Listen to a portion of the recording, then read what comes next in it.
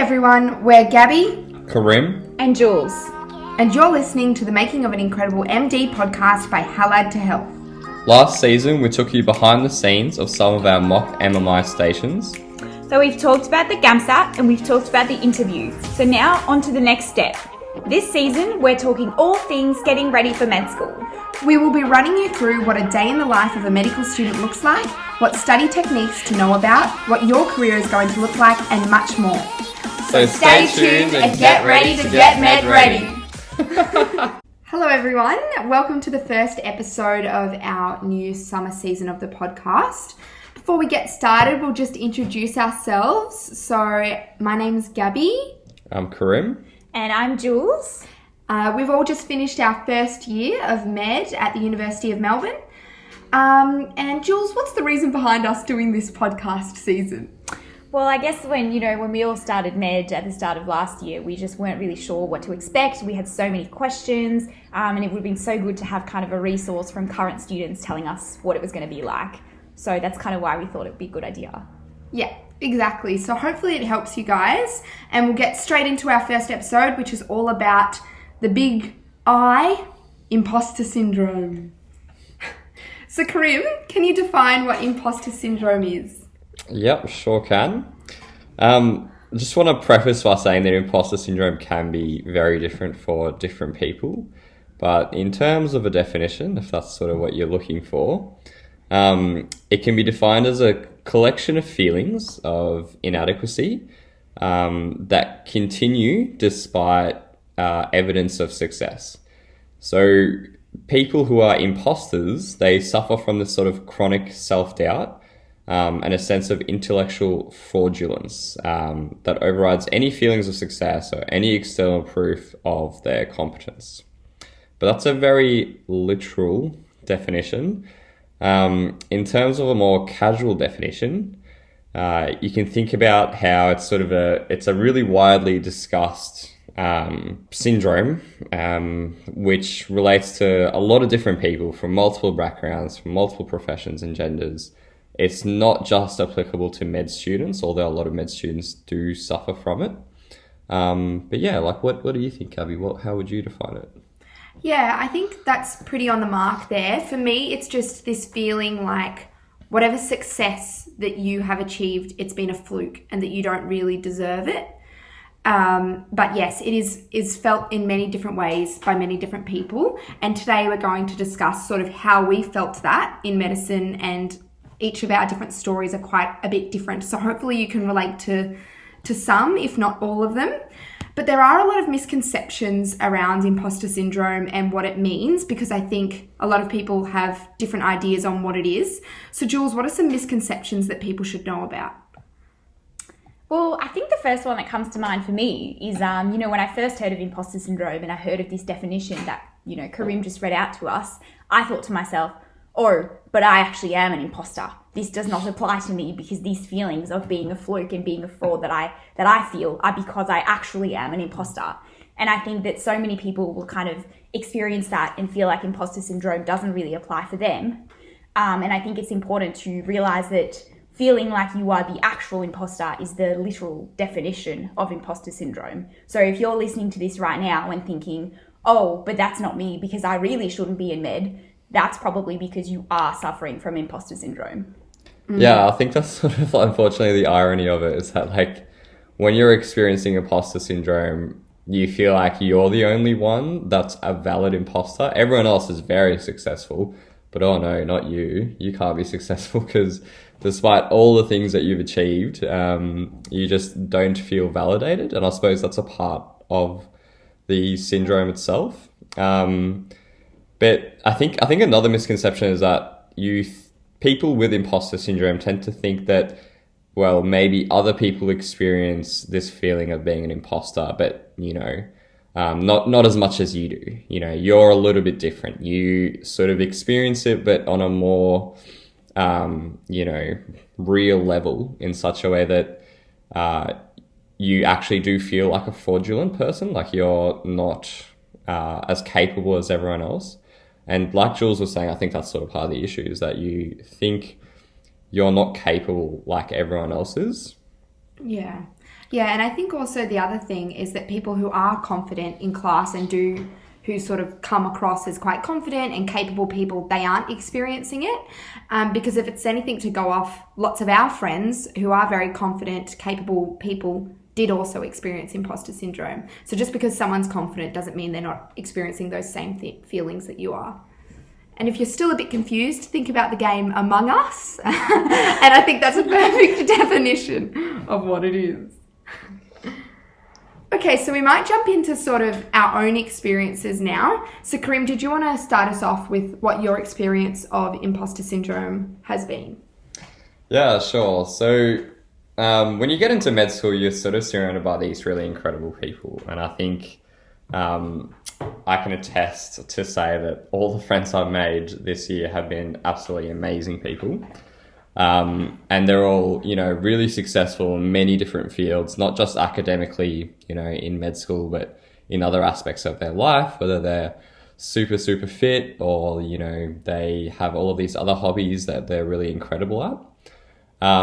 And sort of what I experienced was a sense of not living up to that, a sense of, maybe being okay in one or two areas, but, nowhere near as capable or as successful as some of my friends were.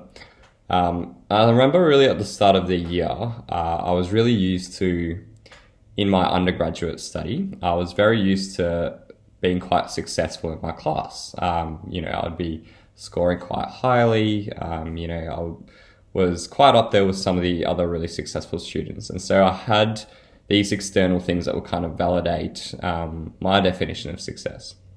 But then going into med school, it sort of started to change.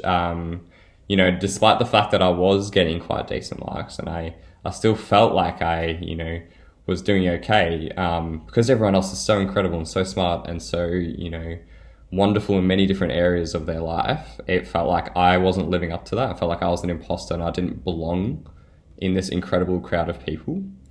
But, being a male as well made it a little bit different because I think in terms of society, there's a sort of expectation of males that they, are really confident, really outgoing, that they, try to excel in whatever it is they're trying to do and that they're, super confident.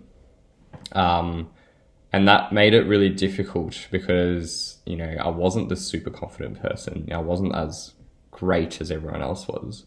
And so I sort of struggled with that at the start of the year, especially.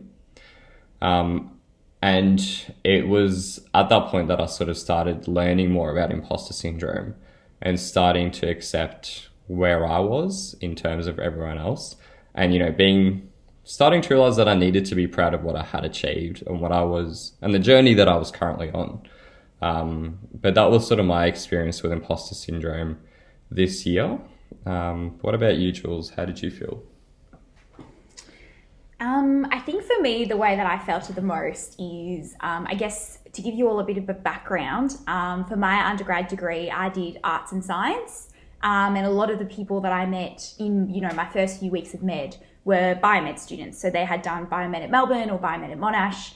And I think that for them, it felt like to me that for them, the first few weeks of med were comparatively quite easier because they had sort of covered that content before. And I started, to really feel like I wasn't good enough to be in med because I just felt so out of my depth. And I felt like, all these people had just come out of a really competitive course and they already knew so much more about medicine and so much more about medical sciences.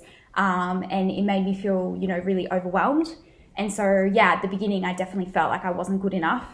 And I kept trying to, compare myself to everyone else and just feeling really out of my depth. Yeah, I think that was most of it for me. What about you, Gabby?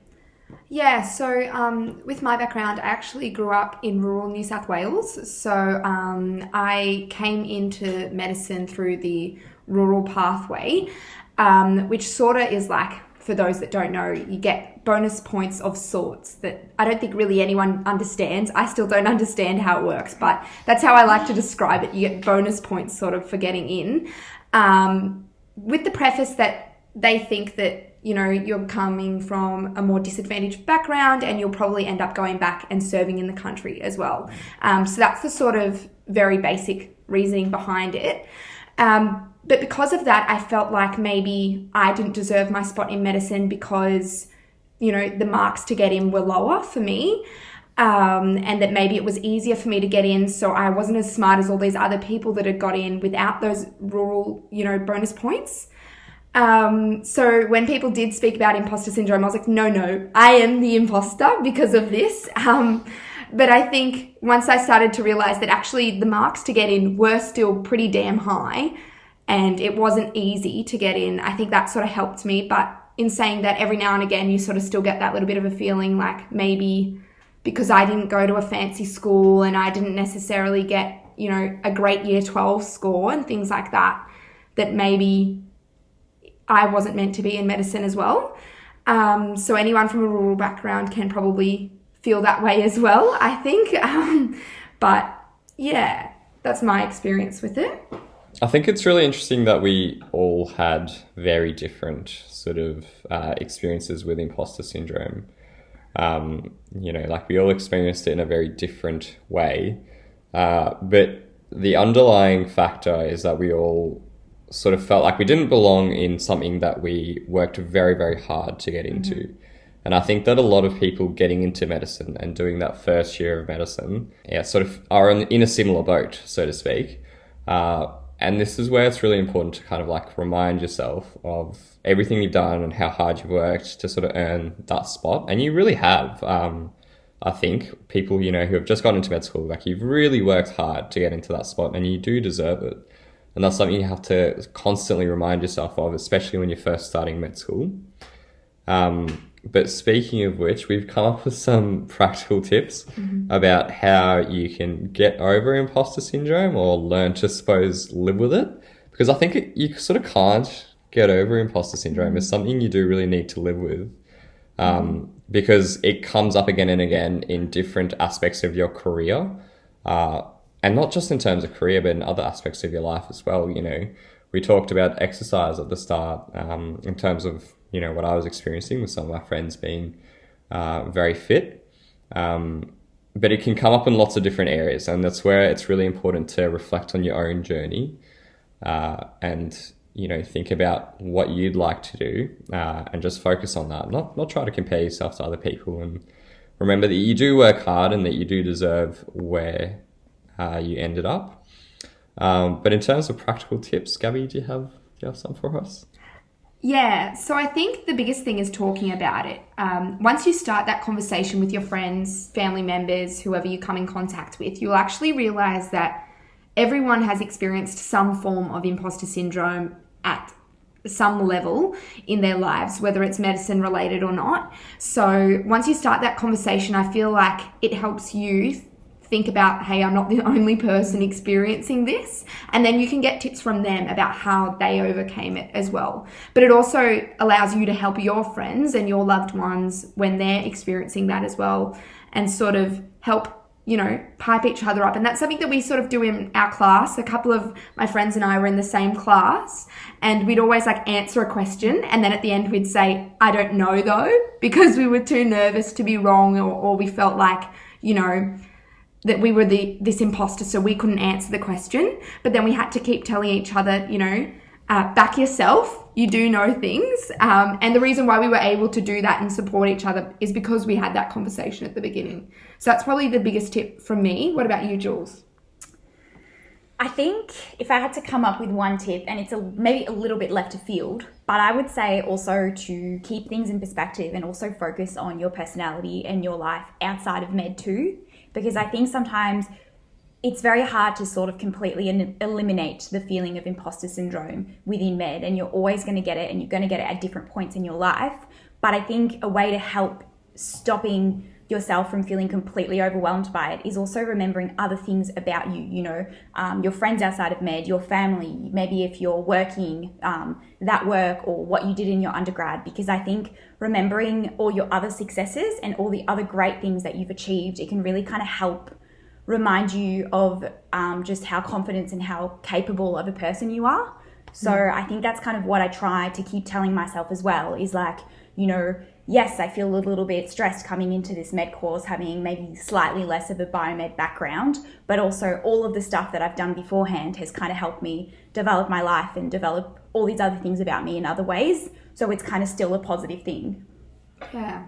Yeah, I think that's really good. Karim, any final tips from you?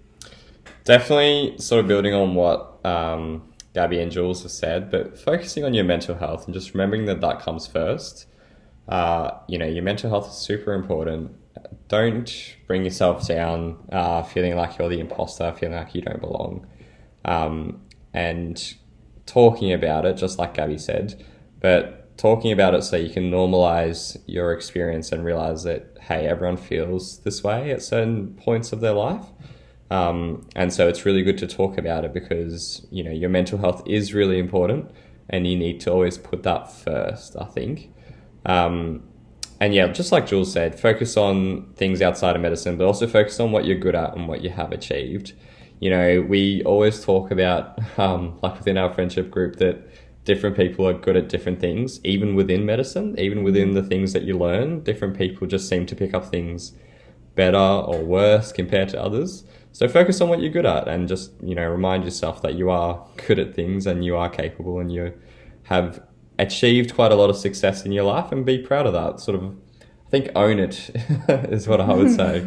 But yeah, I think, does that wrap it up for our first episode? I think so. Yeah, I think so. Hopefully that helped everyone. If you have any questions or any concerns at all and you want to reach out, feel free to reach out to Halad to Health and we can answer any of your questions. But stay tuned because the next episode is all about how to make friends and getting into societies and extracurricular activities and how to balance that with medicine in general. So we'll talk to you guys then. Bye. Awesome. Peace out, everyone. Bye.